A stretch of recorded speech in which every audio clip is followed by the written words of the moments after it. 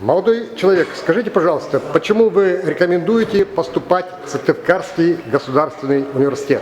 Потому что Сыктывкарский государственный университет – это центр образования Республики Коми. Здесь ведется подготовка по всем уровням образования, начиная от бакалавриата, заканчивая аспирантурой. Вы сами учитесь, по какой специальности обучаетесь? Техносферная безопасность.